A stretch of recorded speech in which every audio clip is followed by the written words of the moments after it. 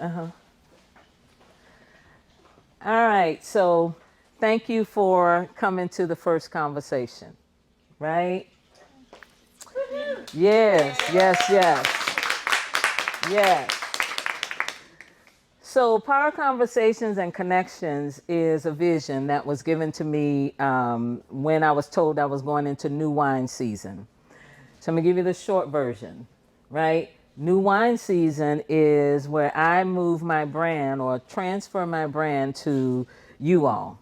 So, Power Conversations is us being able to have those conversations that we don't have or we're afraid to have. It started with my story, the evolution of a fat and black girl. That would be me, right? So I wanted to create a platform where we can come together, have dialogue, learn, grow, support, um, empower, but more than that, and so part of that concept was the podcast. And the podcast has launched, thank you to my team. But now I want to incorporate just about every other month or so live conversations where we have real talk. Whether you're in jeans, whether you're in shorts or dress, it doesn't matter. So there'll never be a dress attire, right? What I want is for you to come ready to pour out. And for those of us who are older, ready to give away what we have. Because it's all about the journey. And I'm in a good place now in my journey, but I'm 60. I want my daughter to be in a good place in her journey at 30. So everyone in the room, and yes, it's invitation only. It's based on the conversation that we're having. Tonight we're talking about the journey of our evolving and what that means. You know, for me, it means evolving into a woman who is confident, who is owning her space, but who appreciates greatly the journey and understanding what the journey was, right? And being transparent enough to say the journey wasn't cute. Why are we pretending that the journey was cute? It had great moments, you know, great career moments, great personal moments, but some of it was just straight devastating. We had to climb over, right? To get to the other side. You know, one of the things I say in the podcast is there's beauty on the other side. And so that's what the conversations are about. How did we, in our own ways, get to the beauty? How are we on our way to the beauty? How are we making sure that we give out the beauty so they catch it sooner? Right? Life, career, leadership, relationship. And I want us to be able to talk safely. That was another reason for this crowd, right? This particular invite. I really want you to respect the fact that this is going to be recorded. So I'm ready to put my stuff out there in the world because I want somebody to learn from it, right? You got to be ready to put your stuff out there in the world or to just help somebody along. That doesn't mean that you got to get down and dirty and in the toilet, right? Of whatever you went through. You can do the soft version, but share something that's going to get someone else to a better place, you know, of themselves. So Power Conversations and Connections is where we talk life, the beauty and vulnerability on the journey to self-love and evolving into our best selves. So welcome to the conversation.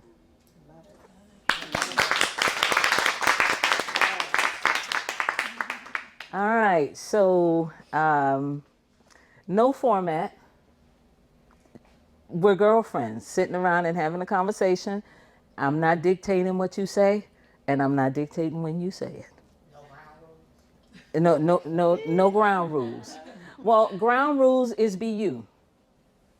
Whatever the extent of you is in this moment. The other ground rule is to respect her right to be her. Respect her right to not be perfect. Respect her right to express her whatever it is in that moment with no judgment. The ground rules are this is to be recorded and will be used out in the world. So if you want to share, please recognize that, right? I'm not having you sign no disclaimer because I'm telling you in advance. If you say something you don't want somebody to know, well, guess what? My goal is for it to be worldwide, so somebody might hear it, right? So that's the ground rules. So I'll tell you why I chose you. Some of you are new in my circle, right? From the Pillars Club, from things that we've done, Gwen and, Gwebby and Tasha, Carla is from a work perspective, right? Some of you, of course, I've known a while. Manisha, better known as MJ, my daughter, of course, who I've literally known from the womb. Okay. and Lala, one of the what I call the youngins out of nothing but respect.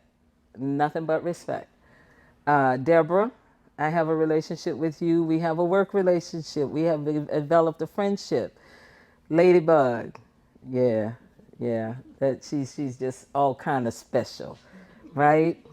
And the extension of her is her sweet Shan and Jamella's cousin, of course. My daughter flows into there, and Carla is relational, right? And then, of course, I have G. So, of all the people in the room, Gloria is my oldest friend, literally. But on some level, each of you, I can call friend, becoming friend, someone I can trust. Like I automatically knew that I could trust Gwen. I automatically knew it, right? And so that's what I want to share. So, one, I thank you for coming. So, let's talk. I want to talk about the journey. Where are you in your journey? Like for me, I'm in a happy place, right? Not happy all day long, every day happy. Y'all get on my nerves. I'm stressed out. Woo, today was a day. But I'm in a happy place in me. Like I've worked through a lot of the trash and I've worked through a lot of the hurt. And so it was important for me to recognize that for myself. So that's my question. Where are you in the journey? Are you just starting? Are you lumps and bumps and So I will be the first person. So I'm basically in a place of self discovery, going through a divorce, and I've been with my husband since I was 24 years old. And so learning who I am outside of being a mother and a wife has been very challenging, but at the same time exciting. My mother passed away unexpectedly a few years ago, so that guidance that I wish I had, I do not have. But I've always been very fortunate that God has put people, women in my life, like Mama Carrie, that are strong and are very inspiring. And so I'm very thankful for that. Um, it has been a challenge, like I said, like just, figuring out who I am almost 40 years old, and I don't know what I like because my life was consumed with my husband and my kids. That's all that's what I did. And so, that's where I'm at, but I'm loving it. I really am. I'm in a place of peace that I've never had before. And I just told my cousin this morning when we did a walk that it's so crazy how you realize that everything that you've been through in life prepares you for a certain season. And the heartbreak, the heartache, the mistakes, all the things that I've gone through, now seeing what my next path is, and like God giving me that clear vision, it's something that I hope that people can really have the opportunity to have, because when you're walking by truly by faith and not by sight, it's something that I can't even put into words.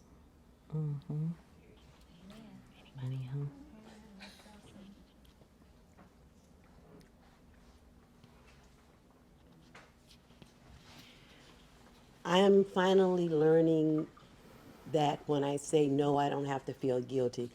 My family, my community, I was giving, I'm there, I'm there, I'm there. And when I had to say no, I would feel guilty. But now I'm learning to put me first, my peace of mind. If I'm tired, I stay. If I don't want to talk, I'll call you back. You know, if I want to do something, I'll do it. But learning to say no and put me first, that was big for me because, like you, I was married 26 years, and I got a divorce, and it was new for me. I just thought I was going to retire with the person, that I was married to, and after 26 years, he found someone 20 years younger. And so that was stressful for me at that time, but it made me stronger. It made me realize my self worth, the things I could do, and how to be strong, how to lift other women. And then right after that, from the stress, I got cancer, and I survived cancer, and then it made me a mentor to help other women. So we can learn to be happy with ourselves, put ourselves first, and still help our family, but saying no, never feel guilty. What did you do, G? Because one of the things that we want to one of my purposes, right? I have some things along the way that literally saved my life, right? Like journaling and good friends. I said once that if my daughter wasn't here, like it would have been real easy to and not necessarily go out because I experienced that, but just to have that person. So I know for me, one of the things that saved my life through in the tough times and still till today was journaling. So what did you do that you can share to make it to the point where, first of all, you recognize I can't be everything for you, and my no is gonna have to be no. How did you get there? How I got there, how I'm still getting there, prayer and talking to God. Prayer and talking to God. Some people are not religious. Your point or your level is your level. But for me, it was, he carried me, and then my family, I have a wonderful family. Yeah, you My do. daughters are so supportive. My nieces are supportive, and I have a wonderful church family too. So that got me. And then I have, of course, close friends. But yeah, it was just learning to, okay, you're gonna do this. You've been there. You got to love yourself more than you love, everybody else around you except God. And then you can give to them, because if you're, just thinking I gotta please them, I gotta please them, sometimes you lose yourself. You'll Oh, lose that's yourself. good right You will. there. Who's lost themselves before? You want to share? Uh oh. Um I had my own thing I was gonna do, Then go but ahead. no, no, no, No, no, no. But I no. do want to answer that. I wasn't prepared for that, but okay. So, I can definitely say that I lost myself in 2019. Um, and then, for all intents and purposes, my life aesthetically was beautiful at the point. Come You on. know what I mean? Because again, we live in an aesthetic world right now, and so Mm-hmm. everything has to look good. And so aesthetically, my life did look good. I had just met my husband. We were not married yet. I fell in love, and I knew that this was the person who I wanted to be with forever, and I had never felt like that ever, Mm-hmm. Mm-hmm. ever felt like that. Um, and in the midst of it, my husband, before when I met my husband had a baby on the way. Um, he didn't have a baby on me. Mm-hmm. However, he had a baby on the way. And we didn't like. I didn't think that we were going to go anywhere. I thought I had a friend. So that was a situation within itself. And so to that baby ended up being my child. That I've had her since she was 6 weeks old. So in 2019, in February of 2019 to be exact, uh, we're living together. We have this new baby. We're loving, our families are gelling well together, and I unexpectedly lost my father. I mean, from it, like I spoke to him 48 hours prior to his death. My mother was out of town, and I received a phone call that my father passed away. The interesting aspect of that is I always prepared myself for my mother passing, as far as like in my mind. Like I knew that I could not lose her. Yeah, because I y'all, knew y'all. that if I lost my mother, that everything would be okay. But I never anticipated losing my father. Never. I just, it was never a thought that my father wasn't going to be here. So my dad passed away, um, and I had the daunting task, and I use that word lightly, of having to tell everyone, you know, Yeah. having to call my mother, having to call my brother, my sister, you know, etc. You know, that's my mother's job. That's what she does. Yeah. You know, Yeah. Yeah. yeah, I'm her support. You know, she does all of that. But unfortunately, my mother was out of town, and so I received the phone call. So months passed, and I I I tried very very hard to be okay.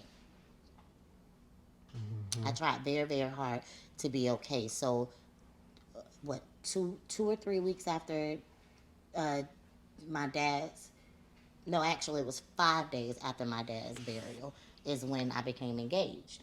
Um, and so in my husband's defense, you know, he was going to propose the month before, but my dad passed away. And so Mm. he proposed, and on one hand, I am ecstatic that I'm marrying the love of my life. But on the other hand, I'm so broken because my dad is not my biological father, but he is my dad. He had been my father since I was 10 months old, and so I grew up with two fathers, one being very present and active, and then one being present and not active, and so I struggled with planning a wedding, and my dad's not there Without your dad. without my dad. Yeah. Without your dad. And so we have that element there. I still have children. I still have a husband. And I focus so much on saying, I'm okay, I'm okay, I'm okay, I'm okay, until one day I was seen by a stranger. And I took my daughter to get her hair done. And this was a particular morning where I slept on the couch because I was upset because my husband didn't let me cut on the fan, quote unquote. But that wasn't really why I was upset, Right. you Right. know. Right. But I did that. So I slept on the couch because I was being a bitch, pretty much. Right. And I was late, but I was late for my daughter's hair appointment. So I was frazzled. And I dropped my daughter off to the hair appointment. I realized that she needed something, some breakfast, and there was her hairstylist children were there. So I'm always a giver. So I'm like, okay, I'll bring them something to eat as well. I went to McDonald's, and I really like the in my eyes at that point, the lady was being so rude, and I felt like she had me fucked up. Excuse me, mommy. But sorry, this is a power conversation. You're not my mother right now.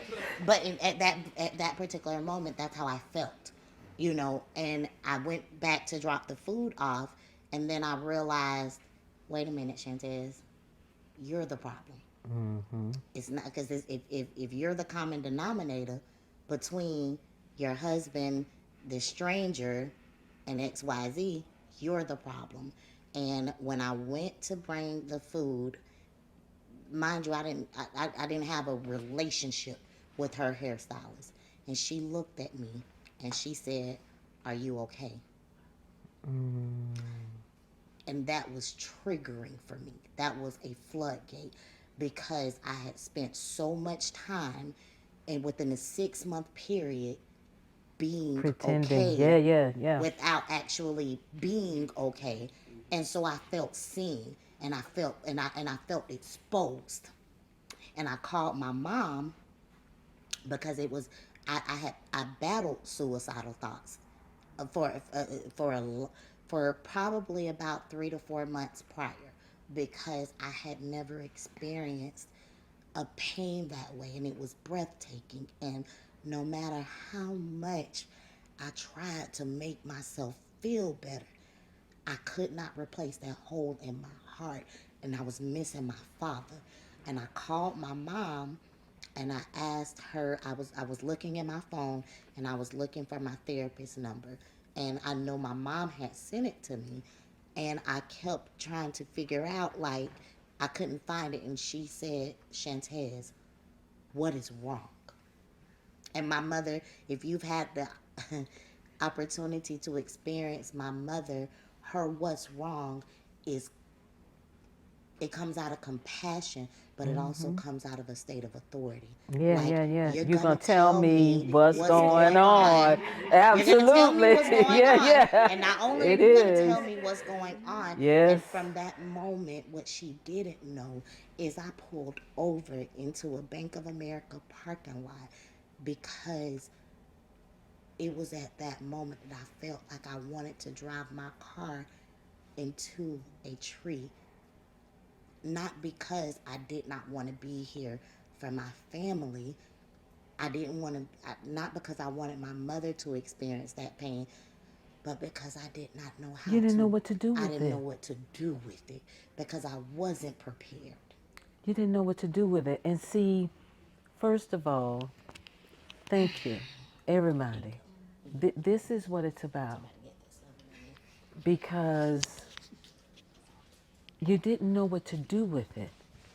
And how often have we not known what to do with it, and we do exactly what you did? Hey girl, how you doing? I'm good. How you?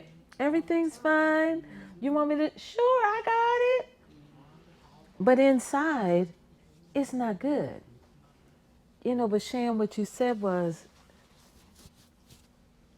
two things. You said the stranger. I felt seen, but really, she was rude. She helped you to see that is so. I'm the common denominator. Like, it's my husband, it's the lady, but no matter where I go, who's the common denominator? And so that was your breakthrough. That's when you began to come out and to reconcile what you was dealing with.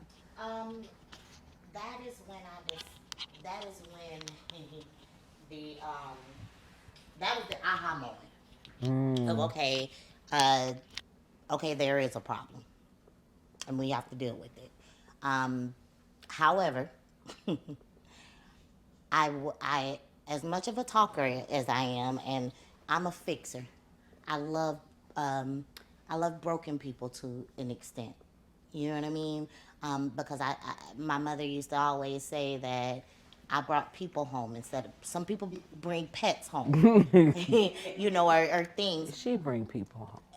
The Exactly. apple don't fall far from the Right. tree. And so instead of me bringing pets, I bring people, because I want them to feel loved, because I came from a family of love, unadulterated, unapologetic, just authentic love, and so because of that, I share that with other people. However, it's different when you're on the receiving end of needing that love. It's different when your arms are tired and you don't have any more fighting you. And then that's when it's important for your circle to pour into you. And so, anyone who knows me and my mother, they know that she is the air that I breathe. Y'all kind of tight. I mean, we, A little, y'all get name a along a Bella Mother little bit, duo. just a But little bit. yeah, but she is my everything, and so I share. She is my diary in a human form. Even though she doesn't like it, she doesn't like to know certain aspects of her daughter. However, I am. me and just deal with it, and just listen. Um, but she kept telling me that, Shani, you need to go to your therapist. You need to go to your therapist. Nope. Oh yeah, I'm gonna go, mommy. I'm gonna make my appointment. Blah blah blah blah blah. Until she told me one day, hey, what are you doing when you get off work?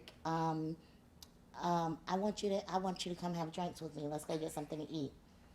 So I'm all game for drinks and eat.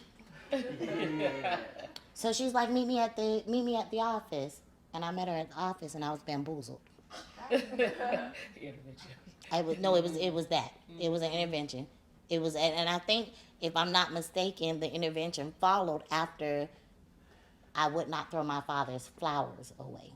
My father, there were flowers from my father's uh, casket that I kept, and they were dead. And I mean, when I say dead, I'm talking about like brittle dead.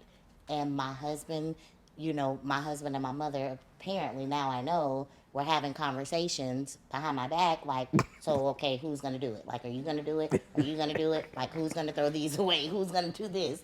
But I could not let them go, because to me, it was another symbolization of my father not being here. So I go to the office thinking I'm going to get food and drink. And I get an impromptu therapy session. And I was so pissed with my mother, because you forced me to have a conversation that I wasn't ready to have. But that's the beauty of it. And I needed it. And oh God, we just recorded this the other day, didn't we? Where we talk about in that moment, there's no beauty in separation when you're in the moment of the separation. The beauty is on the other side when you've gotten through it. But in that moment, you're like, it's rough. It's them suicidal thoughts, right? And I don't know if anyone else has ever had them. Like I had Darian to consider, right? And because I had experienced suicide live and in person, my husband committed suicide. So I couldn't, right? But we were talking about how separation, RD, we talked about separation and how separation is not easy until you get all the way over there. In the process, it ain't cute, it's raw, it's intervention and saying you bamboozle me, right? Now can I get a meal and a drink? Cause you still gonna feed me, right? You still gonna feed me. But but it's tough in how you need that person to say that's enough. And I think that is one of the reasons, that I've been able to survive, and that this is how it is. Somebody said we need people who say, I'm telling Gwen, I'm good, I'm good. Mm-mm. But see, and That it's don't funny work for that you me. say that, That because, don't work for me. yeah, and it's funny that you say that, because I call it emotional transactions, right?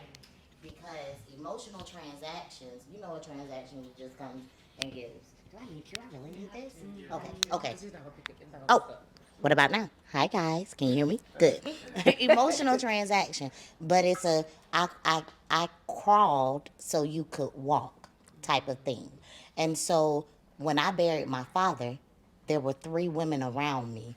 From one of the hardest parts of us burying my dad was two parts: seeing the casket close on him, but also seeing him lower in the ground. And the moment that I saw my father being lowered in the ground, I completely lost it.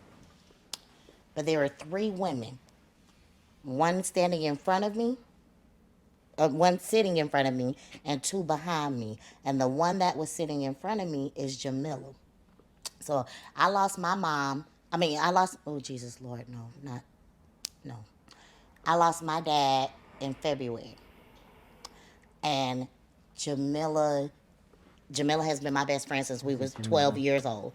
And so every aspect of my life at Jamila has been there. Lost my dad in February. August comes around. She loses her mom. And so, because of the emotional transactions that I went through, I had the opportunity to be able to tell her, no, you're not okay. And it's okay that you're not okay. And in order for you to grieve properly, you have to honor these feelings wherever you are. And I'm thankful for my grief because fighting tooth and nail, my grief I was able to help Jamila in hers. And see, that's it, isn't it? And everybody's thing isn't necessarily a tangible. I don't want to say an actual death, but there's something that has died in our lives, whether it's been a relationship, whether it's been a job, or something, and having that support and applying the lessons, right, is the thing. Because, I had, and I have and I'm posing the question. She said, she painted a picture. She said, I was here. I had a woman in the seat and I had two behind me, right, for support. So they helped her to make it through. They played a part. And she was able to take that and to feed, a friend and to help a friend say, yeah, no, that smiley face you got, yeah, that ain't working for me, you know. Um, but how many of us have had those moments and really devastating moments like that where the seat's empty and, I'm looking around and ain't no damn body there. So how did you make it through when the seat was empty?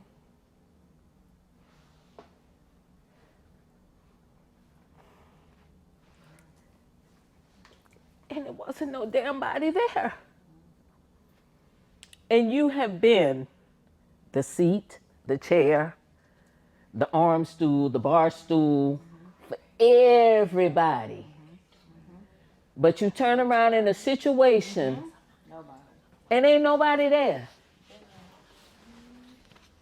You know what I'm saying? That is devastating, especially when you're a giver. So it's so wonderful to be able to, and if y'all don't know, and I want somebody to pick up the mic and answer that question for me. How did you make it when no one was in the seat and nobody was there and you had people? It wasn't like you lived a life of isolation. You had been there for people, but wasn't nobody there. But for y'all who don't know, Shan has a group on Facebook with over 10,000 members. It's called the Mommy's Group. And the type of stuff that she discusses is this type of stuff specifically for mommies who are trying to uh, make it through, right? So the empathetic piece, the I'm in the kitchen, I'm doing the laundry, somebody got a daycare? Could y'all hook me up with a daycare for these children so I don't kill them, you know? But who went through?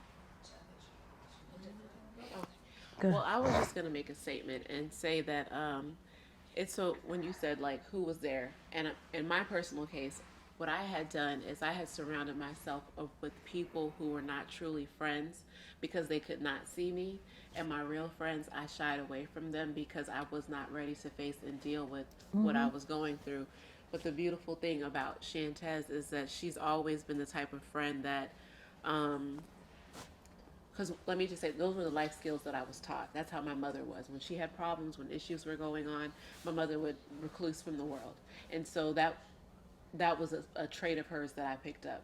And so when things were not right, because I was so used to being the friend that had it together, I was so used to being the friend that people could rely on, I was so used to just being there for people, that for me being honest with myself and saying that I'm weak at this moment, it was difficult for me to deal with. So it's easier to deal with people who are seat fillers versus friends. And so the Ooh, beautiful that's thing good. about Shantez is That's that, good. seriously, because sometimes you surround yourself with those people. You surround those people with the people that make you feel good, the people that are not going to look at you and be like, hey, what's wrong? Like, because they don't care. But you have fun with them because they're fun people, but they're not your people. And so Shantez has always, and that's kind of like the dynamic of our relationship, is that we're able to be authentically who we are in that moment and not feel judgment about it. And I thank her for that, because at the Yeah. times when things were the hardest in my life, she has always been there. And you only need one. That's all you need. It is. You only need one, It's true. right? It's true. And I just wanted to expound upon something that she said earlier. She said that, like, she kept saying she was okay. And after my mother passed away, of course, like any other grandchild, my son was extremely close to my mother. And I thought it was a period where my son was just a rebellious teenager. And my son has always, he was the president of the National Junior Honor Society. He always had great grades. And his attitude changed out of nowhere. And he became very recluse and wasn't hanging around and everything. And I realized at that moment that I had taught my son to say he was okay when he was not okay. Oh, wow. And it's so crazy how you think that, like you're doing the right thing, but you realize that you're not. And I was teaching my son to not be honest with his feelings about things. And there was times I was in the kitchen washing dishes, tears running down my cheeks. You could clearly see something was wrong with me. And my kids would say, like, what's wrong? What's wrong, Mom? And I'm like, oh, nothing. I'm fine. I'm okay. I'm just washing dishes. I'm tired. And so my son picked that up. And the way my daughter was affected by it is whenever she is not she doesn't do anything right, or she messes up about something, she takes it so personal, because she does not want to disappoint, because I think in her mind she thinks it's like an added layer. And so, I say that to say that, like, my mom was not a perfect mother, but I'm so thankful that her deficit, it allowed me to change the my Yeah, lineage. that's It it. allowed me That's to it. change the parenting that I was taught.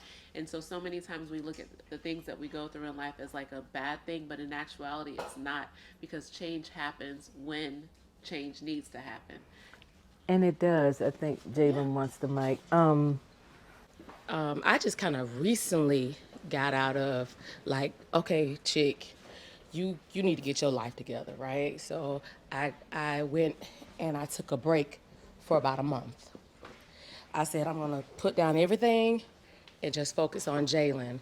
And what I realized, because I remember as I was spiraling down, I started getting into all of these. I started getting frustrated. I started getting arguments, and I was like, okay, something is going on. I don't know what's going on with me, but Lord, and I kept crying out to God, and it was like He was telling me to put some periods on some things, and I kept adding commas to them, semicolons, and like, okay, well, I'm just put it to the side for a second, and then I find myself jumping back into it, and so it got so bad that I had to just stop everything. And I remember posting saying, hey, y'all need to check on y'all strong friends.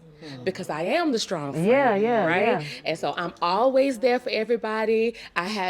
God is really dealing with me on people pleasing, because I was trying to help and do and want to make, and it didn't come from I didn't think it was from a bad place, because I am a natural helper. I like to help people. So, but it became people pleasing when I couldn't say no, right? And so what happened was, when I started saying, hey, you guys need to check on your strong friends, I have some really amazing, good friends. But what I realized, because once I started praying and asking God, I had too much pride to go and tell them, hey, I need some help. I need some help, because they were so used to me being strong that they didn't think I needed anything, and they didn't. And sometimes they be like, "You all right?" And I be like, "Yeah, I'm good. I'm good. I'm just, oh, girl, this husband of mine get on my nerves. These kids, work, whatever the case may be." I created this culture of Jalen is strong. She's okay. She got it. She can handle it. You I'm don't need going to to. check on her. She all right. She gonna pick herself up. She gonna pick herself up, and I couldn't. Jalen was that that heartbeat was real faint, and so I had to step back and, like I said, take the time to just focus on me. I had to have a conversation with my friends. I had to have a conversation with my husband and let him know, just like in this time, I need y'all. I need your prayers. I have to seek and find out who Jalen is, because I had built a false identity and a false foundation that wasn't me. I had allowed situations, I had allowed people to be this person because I wanted to seem like I had it all together. And I had to just break down and just say, you know what? I can't do it. And I laugh at my dad, because my dad's a pastor, and he say, Jalen, and see, my dad lives in Miami, but he is amazing. My dad said, Jalen, your name starts with a J, but you're not Jesus. He's like, understand who you are, and you have to give people over to people and not try to be Jesus. You can't save everybody and in the midst losing yourself. So I had to really just reevaluate who I am. Yes, ma'am. I had to reevaluate who I was. I went to Woman Evolve, and I was like, I came back. The Lord showed me breaking up this foundation. I was like, all right, Jesus, I'm getting it. And so I've changed, but it's a constant walk. It's a constant struggle mentally sometimes, because I have to say, wait, hold on. It takes for me to tell somebody, you know what? Oh, you know what? I would love to help you with that, but let me check my schedule. Or first, because first they say, you want to do something? I'd be like, yeah, I can help you. So I have to say, no, can let me check my schedule, or let me get back with you. Or to tell them, no, I'm not going to be able to do it. I'm so sorry. But consider me maybe next time for something. That was so hard. I cried the first time I had to do it. So Right. it's just that constant knowing yourself, seeking the help that you need, really having that community, because community is everything. We truly can't do this walk alone. That's good. It was. But that strong woman And before thing. I speak on me, Jalen is she doesn't say no. We had a She's we, we wait a had minute, a hold on. That's the old Jalen. that's the only no, That's the old Jalen. Because if you ask her for something right now, Jalen she's and I gonna tell you, wait, let me we check had my a meeting schedule. last week, and we're dividing up duties. He said, Jalen, you done took all the duties. Like, isn't there something I could let me take some of this? And she was like, you're right. So she's evolving. Very She's good. evolving, and I appreciate that. I was like, girl, the whole list. She was like, I could do that. I could do that. I could do that. I could do that. Girl. But for me, 1998, I graduated from college. I get pregnant while I'm in law school. I drop out of law school. I get married, and my husband was 9 years older than me, and my mother, she says, you got some dick. That's what you finally got some, and now you in love. But I got married, and he immediately removed me from everybody.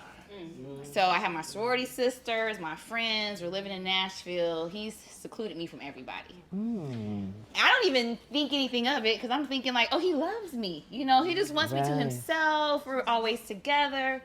I can work. He's like, no, you don't need to work. You don't need to leave the house. We have two cars. One's a stick, one's automatic. I can't drive a stick. He would specifically take the automatic, so I couldn't leave the house. I mean, I couldn't do anything.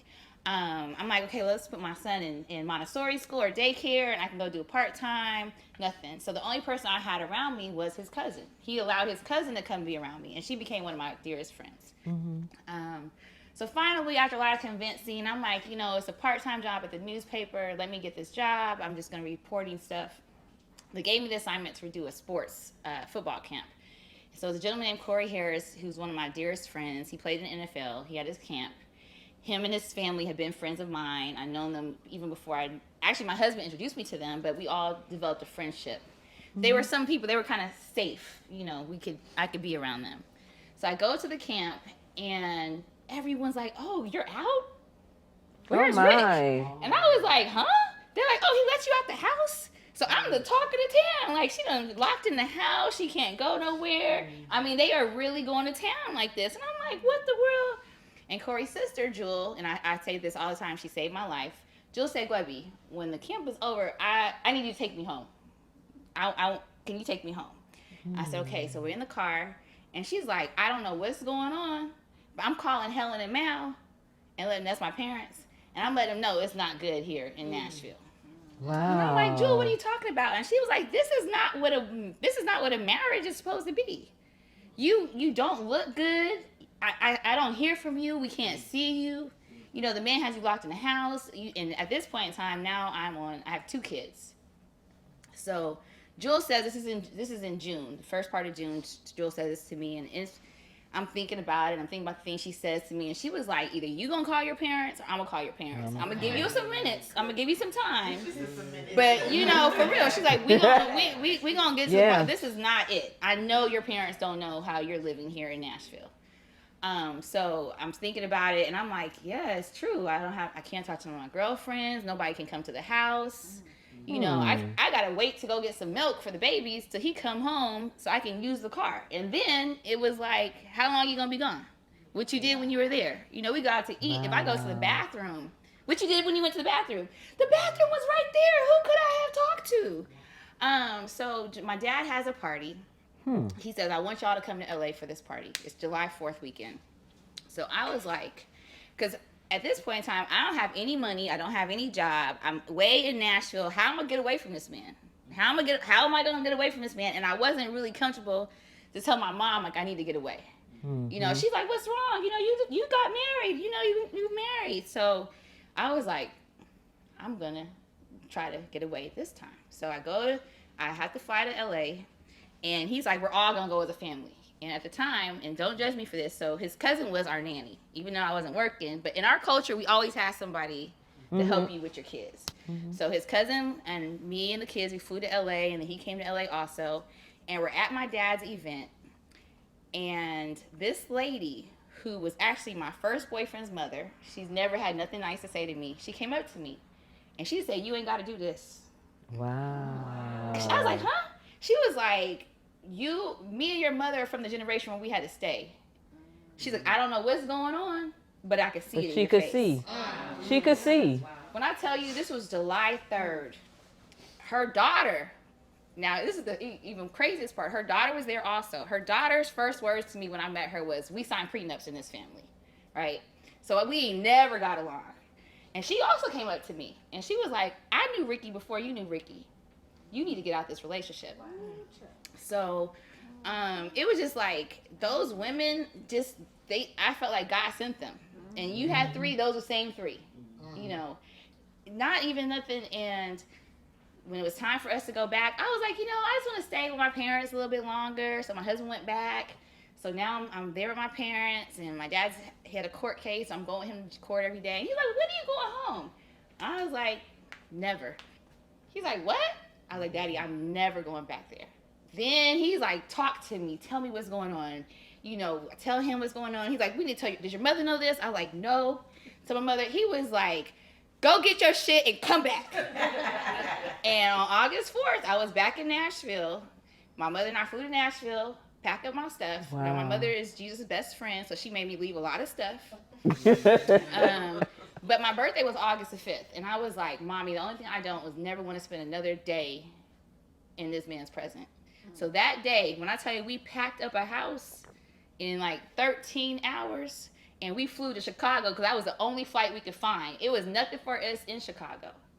But we flew to Chicago just so I wouldn't have to spend another day in that situation. But my life changed. I moved back home, and I moved with my parents, and just received the love from my family. You know, divorce is not really looked upon in a good way in the Cameroonian community. So now I'm this divorcee. They're like, if he wasn't beating you, then what you needed to, divorce for? And I was like, it's emotional abuse. Like, that is something that people don't really agree. You know, they look over it. And but I was able to grow from that. So I just wanted to piggyback on how she's saying, people that pour into you that you don't even expect. But sometimes you don't even know that you're in a situation. It takes someone else to say, when I tell you this woman, she was like, you ain't got to do this. And I was like, huh? And what you talking about, Miss Ekong? And she was like, I could see it. I could just see all of this in you. And I mean, life changed and it's better. And I still go through situations. Even now, I've moved to Jacksonville and I feel lost. And I am in this place, I am lost. I don't have, the only women I know are these women in pillars. These are the only women. I was definitely about to correct you. These are the only women. Right. Yes.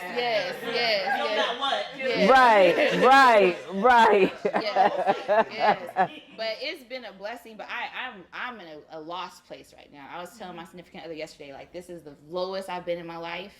But at the same time, this is the closest I've been to knowing where I'm supposed to be. You know. And you know, I'm gonna say that it's a really interesting dynamic to hear Gwebi say, well, pronounce your name for the Ngwebi for. So if you don't know, don't call her Gwebi and all them other things, okay? Ngwebi for, but we call her Gwebi. She's chosen, right, to find her own path. She's chosen to carve that path out for her because she truly doesn't have to. She could just kind of lay low and just do life, without any qualms. But to be able to have chosen because of where you've come from, I think that's part of it, right? And the thing one of the things that stuck out for me is how often do we allow ourselves to just get sucked in on the journey to the emotional. Oh, he must love me. Really?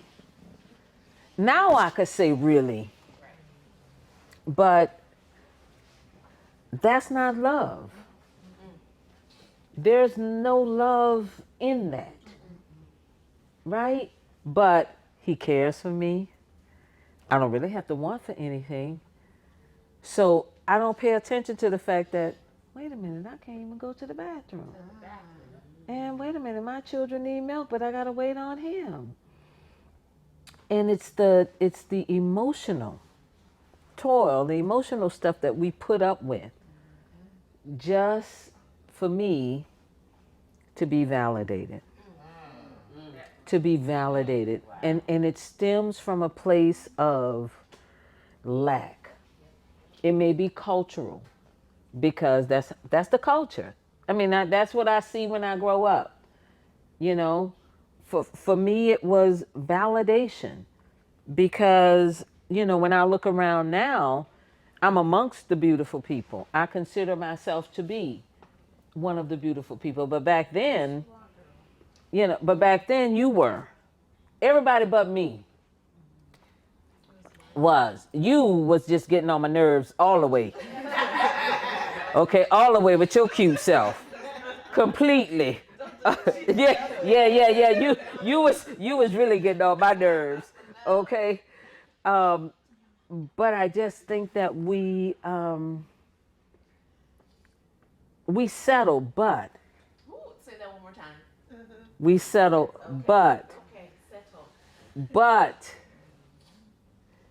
in the settling, at some point comes the revelation that this ain't my life.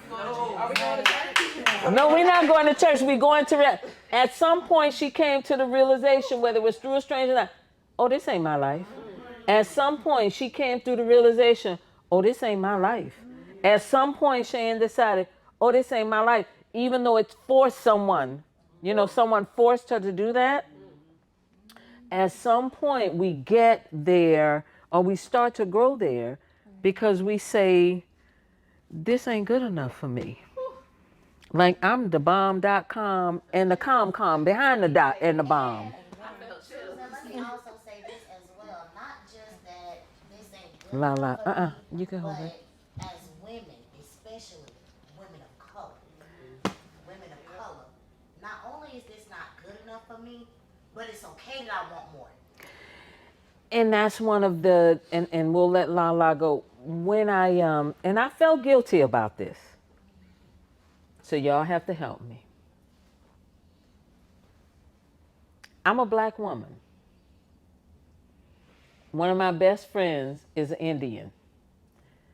I describe Manisha all the time to anybody. She is the most beautiful person. Not taken away from it, but she's just a beautiful soul in and out. But Manisha, even though we have a lot of commonalities and we've talked about it, she's not black. So for me, part of my Power Conversations, part of my Susan R. Appleton is first and foremost my black girls. And when I say girls again, I mean it respectfully. But I'm talking about the Darians, the Lalas, the Jamilas, the Shans, because at the end of the day, we might have a relationship, but y'all younger than me. I get it now. Before, right? And so when I was wrestling with this, I was like, okay, do I want to say that I'm talking to black and brown girls, all over the website and all over the social media place? I don't really want to, discount anybody, especially when I have an Indian friend who I know has experienced some of the same things, in her culture. So no, I don't want to discount the Manishas of the world. And I don't want to discount my Caucasian friends of the world. But at the end of the day, if the truth be told, if I could have one black and brown girl, then my purpose is fulfilled.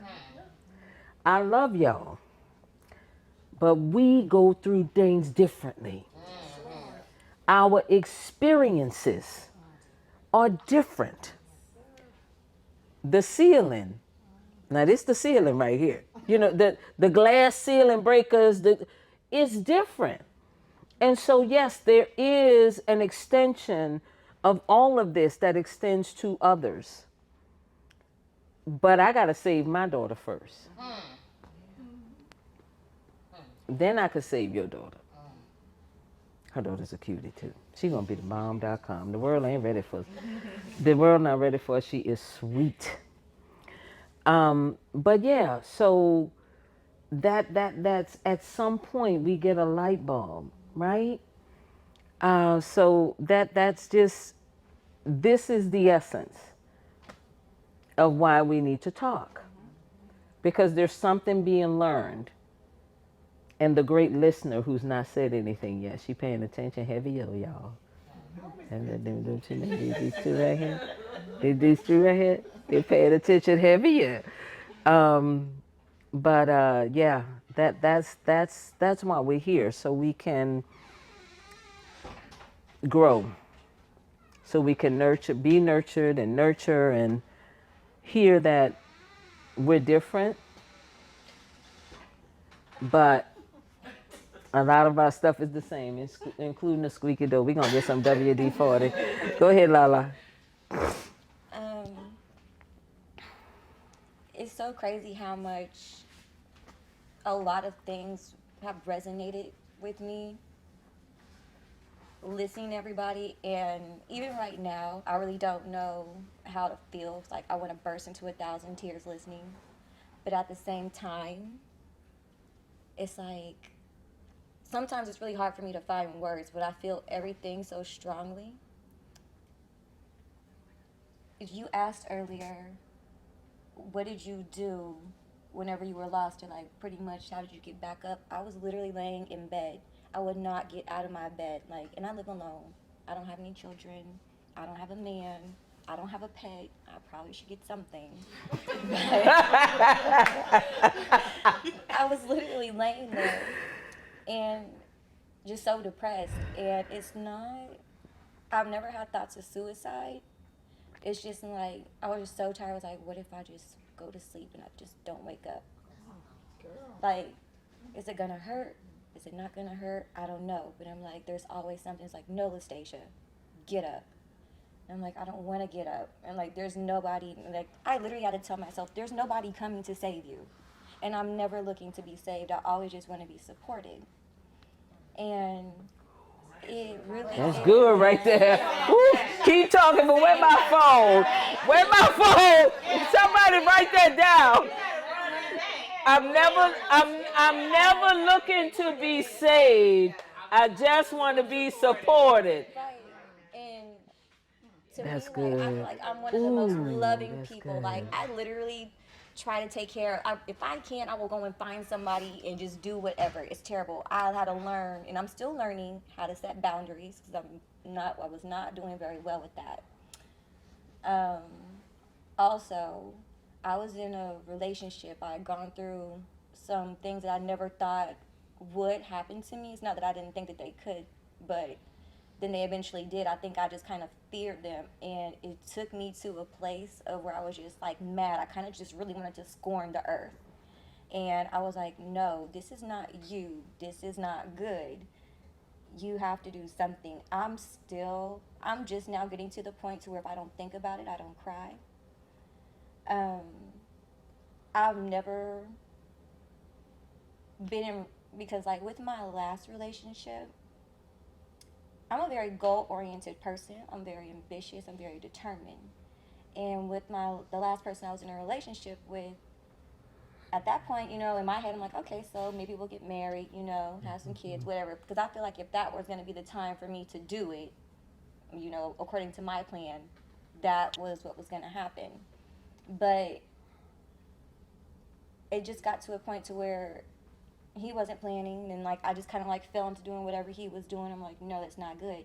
It got to a point to where I didn't even like know where I had put my goals, and I normally look at my goals, revise my goals all the time so I can make sure I'm keeping myself on track. And I feel like my last relationship like killed a part of me that I was not even, that I didn't really know. It's still hard for me to like try to articulate the feeling. Um, but it just really, I literally had to remember, like, Listation, you literally are love. Like, you are like one of the most loving people. I just didn't know that I could be that broken before in my life from loving someone so much, literally pouring everything, and then I was alone, and I've never been alone before. Like, so, like, really, even right now, I feel bad for choosing me. And I know that, and I know that sounds terrible to say, but like, I put so much pressure on myself to make sure like I'm always like, being a good example or a good role model. And like, I also feel like I don't know why I've always been this way. I put a lot of pressure on myself to make sure everyone like in my family, like I'm a good representation for my family as well. And sometimes you say like you looking around like in the chairs, like I'm literally at home like doing everything by myself, and I'm like, God, where are my people? Like I need people, like I need women. I'm so over men. It is, I mean, it's not over, but it's just like I'm always in such male dominated spaces. Like no, Let me oh no, let me I love men. let me make I love sure. men. I'll put that completely in the air, okay? No, I love men, but like I feel like now, like that I've gone through the heartbreak and all that. I'm scared that I don't know how to pick the right person, or and if it comes to me, I'm gonna block it because I don't know what it's supposed to feel like anymore. And I used to feel that. It would be overwhelming, and it's hard to be vulnerable Can I in a say, relationship. I'm going to say this. Mhm. First of all, I want you to look around. Hey, Jay. You come to, anytime any one of us is sitting in here in the lounge, you're welcome to come. You have our phone numbers. You're not alone.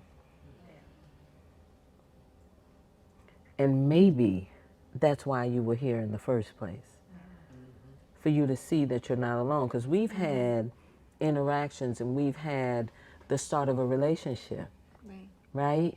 But I told you you needed to be here. I didn't know, and we don't know.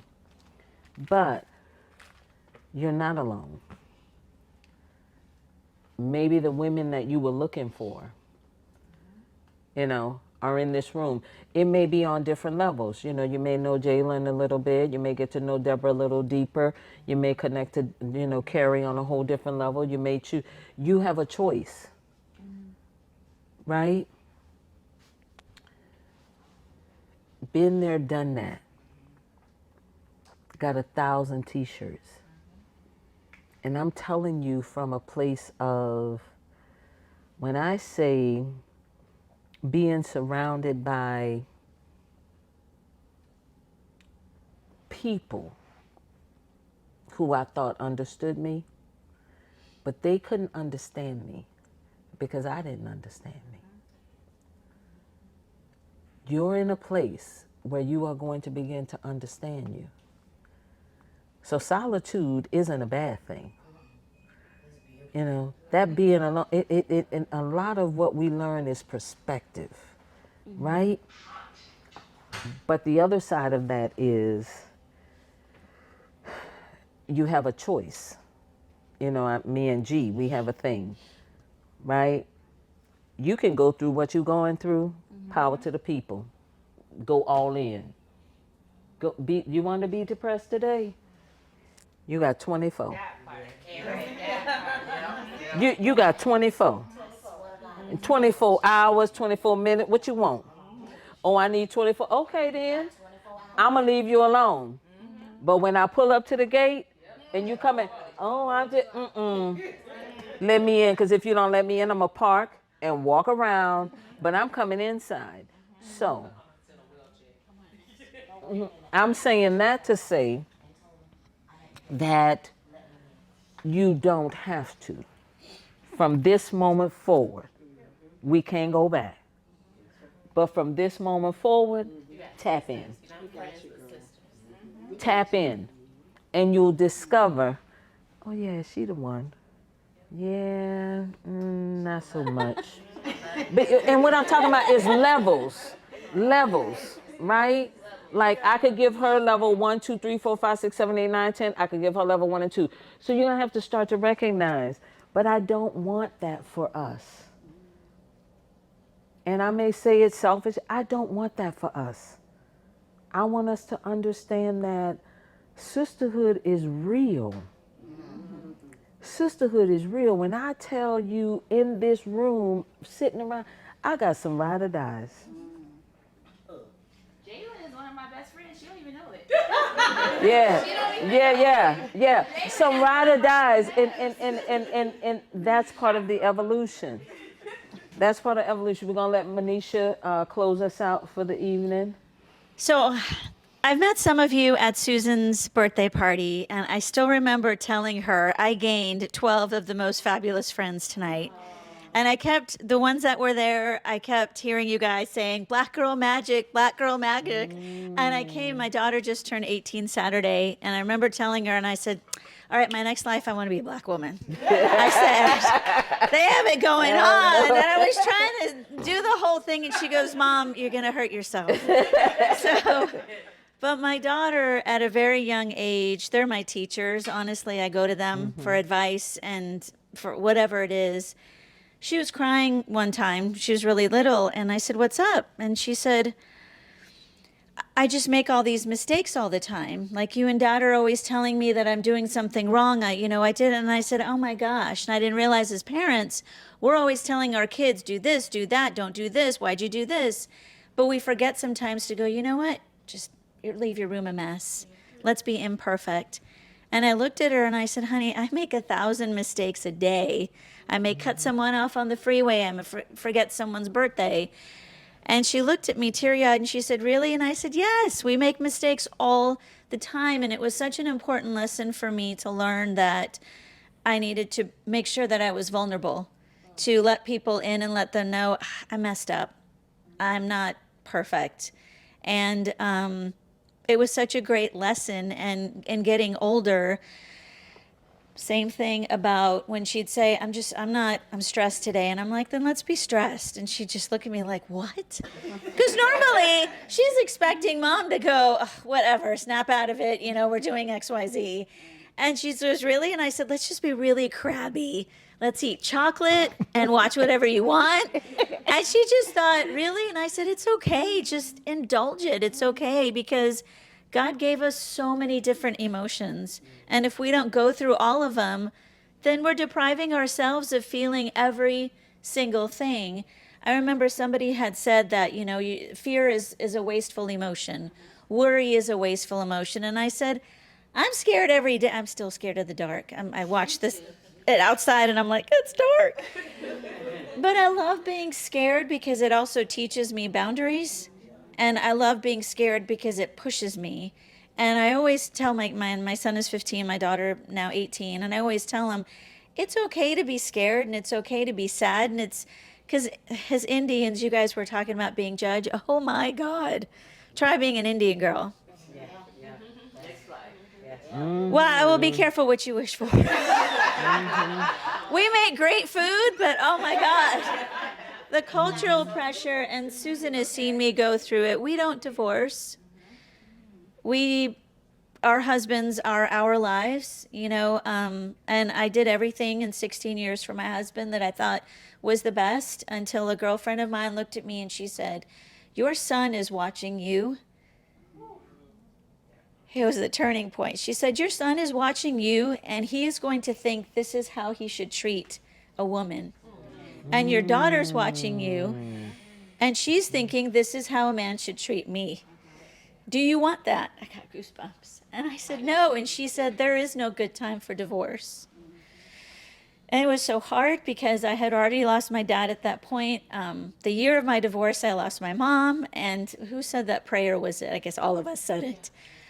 I prayed. I mean, God was probably up there going, my God, it's her again. But prayer got me through everything in the most solitude of moments. I remember when I moved out, I was sleeping on the floor because the mattress delivery was late. And I thought I lost everything. And I didn't want to break my house up because it was a McMansion that typical Indians get. And it takes 3 days to vacuum. I didn't want it. And I didn't want to deprive my kids of tearing them out of the house, so I let them live with their dad. And I remember being in that apartment, this. And I thought, what did I do? I failed. I failed my kids. I failed myself. I failed my parents. I failed God. But every time I prayed, he kept saying, I got you. I asked you to leave your house. I asked you to leave your marriage. Just believe me. And there was a Prince Charming waiting outside the door. You're a good one, too. I just didn't know. But I prayed enough to let God in. And so don't ever think you're alone. I've been there, and sometimes when I just hold that pillow, but it turns into somebody someday. Just don't give up because, like I said, I don't know. I've never hung out with any of you, but I've gained all of you. And Susan knows I call it 2 a.m. friends. You call it 2 a.m., I'm going to wake up. Exactly. Mm-hmm. Okay. Woo, I didn't mean to break it. I don't need it. All right, so. I wanted to tell her something really. Absolutely. So something that I've learned in this season of my life, like Shan came over the house the other day because I was having a day. And she doesn't know at that moment what it did for me. And the same thing with my cousin coming in town, right? They both don't know what it did for me because so many people look and they think that like I'm happy and I'm in this great place, and I am. Don't get me wrong. I'm very thankful because I know my direction. God spoke to me and he said to me clear as day. I was like, God, why is this my life? How did this happen? Like, I don't even understand. I don't understand like why everything about my life, why has everything been a challenge? And God said, you made the decision. You made the choice to be where you are today. And when I thought about it, I did.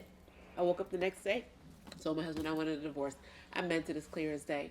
And there's so many times where I feel so lonely. But what I had to realize, I'm lonely right now because a lot of the people that I did have in my life, they were not for me. Yeah. And they cannot go with me into the next chapter of my life. Yes. When you know and when you finally listen to God, like so many times people want God to talk to them with like, and they want it to be clear. It's your intuition sometimes. It's the things that you feel. And when you finally tap into you, so that's what I've been doing, soul searching, left and right. all day, every day. I make bad mistakes. I'm not clear with myself about what I want. I'm not sure about what I want. And so you will not find the right partner. You will not find the right friends until you become comfortable with you, until you know who you are. Because until then, what you're going to do is allow people to enter into your life who are not for you. And so right now, silence is, believe me, I sit in the house sometimes and I'm lonely because we do like a rotation of every other week with the kids. And the first week without my kids, I thought I was going to lose my mind. But I've learned to take that time to focus on me. And so, like I said, I'm not a friend, I'm a sister. My friends are my sisters because I don't have any. So I can't wait to get to know ya. So, so that's it. The evolution, right? That's it. When we absorb and begin to know and love who we are. I love you, but I love me more. Got to. Exactly. I'm willing to sacrifice me, but I'm not willing to sacrifice me for you if I have to lose me. I don't even have to rephrase everything. You just ended it. The more we are in tune with who we are, the better we are for everybody else after. So, wonderful, wonderful dialogue. Thank you, thank you, thank you for being candid about your conversations. Definitely will continue. But that's it. Testimonies, girl. That's it. Amen. That's a wrap.